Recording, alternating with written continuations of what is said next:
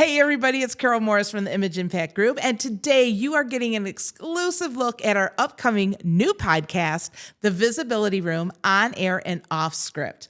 Now, these conversations are a little bit shorter. You're going to see that they're just one camera, and all that is changing. We're going to be more in depth with more leaders, and you're going to see this beautiful 3-camera setup with phenomenal audio. All right, you guys, get excited. Let's hop into the podcast. Hey everybody, it's Karyl Morris with the Image Impact Group and the Visibility Room on air. And today I have with me Karen Gordon. Karyl. Karen, welcome. And I am glad that you're here because I love to talk to people about visibility and leadership. And one of the cool things about Karen is that she does leadership in a very unique way. So I want you to introduce your company and what you do.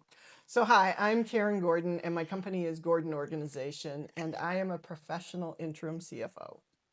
And for the people out there, what is the difference between an interim and a fractional CFO?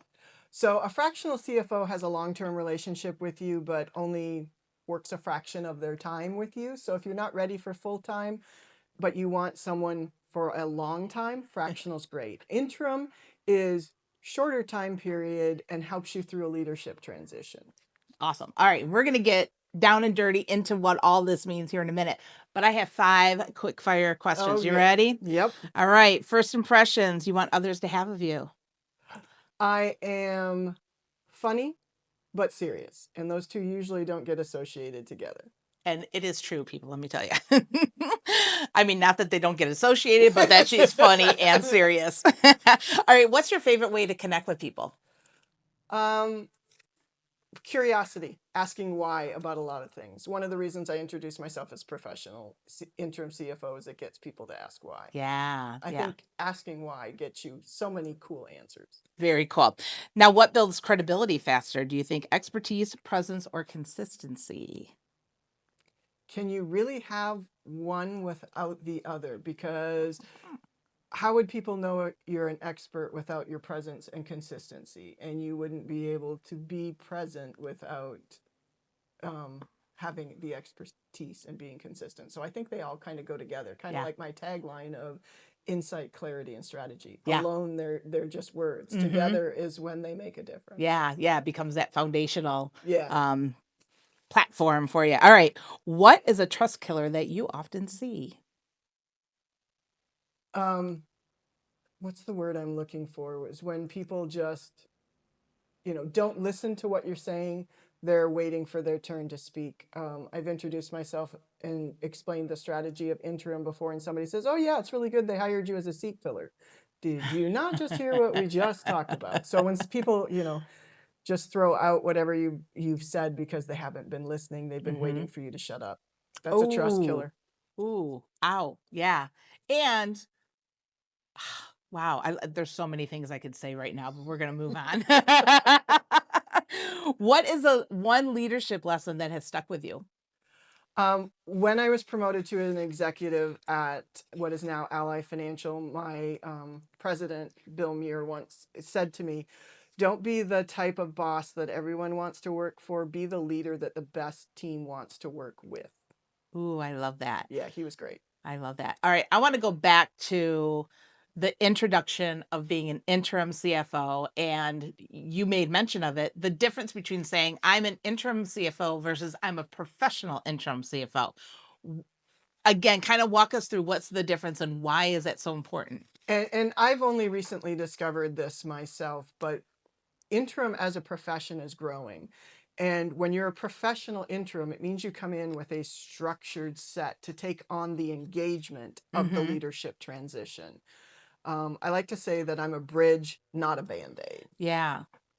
And I know in the conversations that you and I have had, one of the things that comes up often is that if there is a need for an interim or the CFO is no longer on board, the tendency might be to have somebody step into that spot interimly.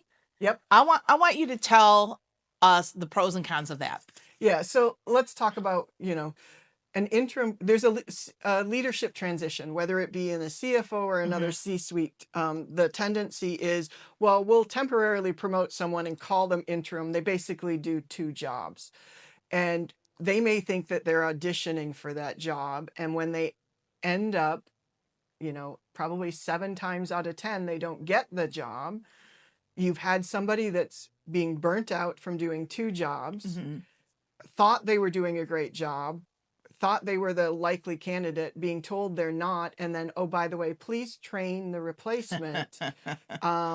7 times out of 10, when they don't get the job, right, then they're likely to be looking for another job. And I recently helped on a project where the first day of the new permanent hires transition, she joined, and the person that was interim put in their notice and left. Yeah. So you not only have a brand new senior leader, but their number 1 is now gone too. Yeah. And it kind of destroys morale below that too, because that person's team said, well, they were doing so good, they didn't value them. Why would they value me? Right.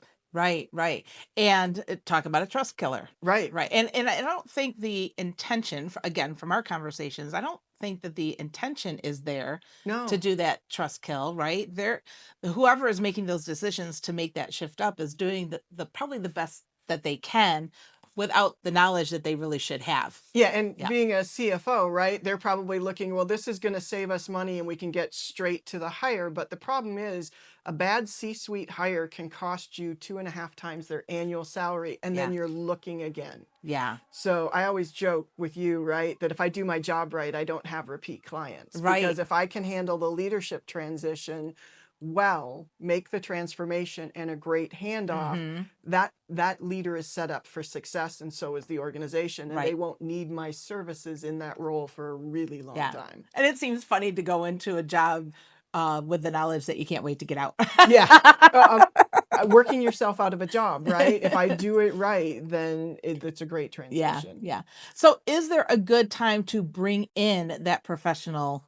Yeah, I would say whenever you're going to do a leadership transition, whether it's because you've got somebody retiring, unfortunately, somebody's not working out, even if you've got somebody that's, going to go on a sabbatical or some type of leave, bringing in an interim is really good. I would say the only time not to at that level is if you've been actively doing succession planning, and most companies aren't doing that.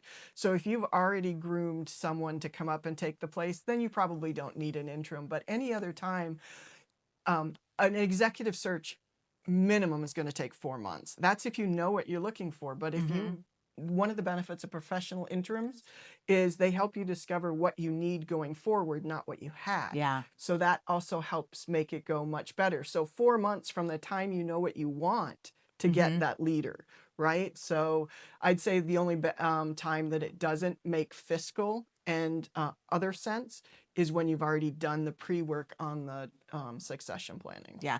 And one of the things too that I've learned from you is that you're not just going in and talking about finance.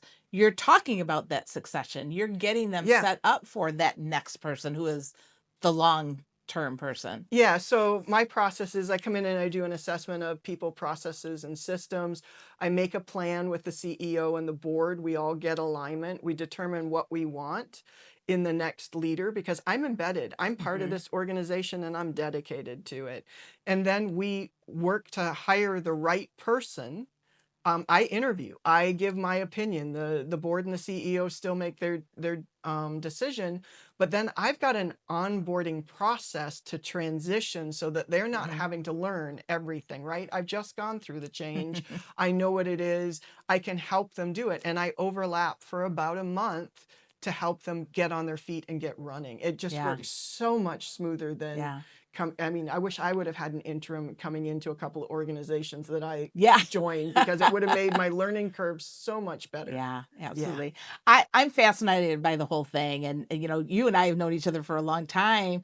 And this was a part of you that I didn't know, because when you and I met, I had my own conference center. Yeah, she had a conference center. And so I have thoroughly enjoyed getting to know you and the side of you, because I just think it's fascinating, and you don't know what you don't know. And to be able to talk to Karen and let her help you understand what she brings to the table to alleviate some of the pain that you're having, because it can be, I can't even imagine to lose a C-suite person and then have to make the quick decision to bring somebody in is Yeah. daunting. Well, in my current engagement, we had a candidate that might have been the right person, and they were like, well, I need 6 months because my organization is in a bad shape. And the CEO went, I have an interim. I don't have to hire right Yeah. now. If you are the right candidate, I can wait 6 months for the right candidate. Yeah, that's pretty amazing. Well, Karen, thank you so much for thank this you. conversation. And if you guys would like more information from Karen, go ahead and connect with her on LinkedIn, drop her a DM, and go ahead and share any other ways to get a hold of you. LinkedIn's probably the best way, or you could go to my website, which is gordon-organization.com. Always sharing information about interim and financial leadership, and it's always a pleasure speaking with you, Thank you. Karyl. Thank you. All right, guys, we will talk to you another time.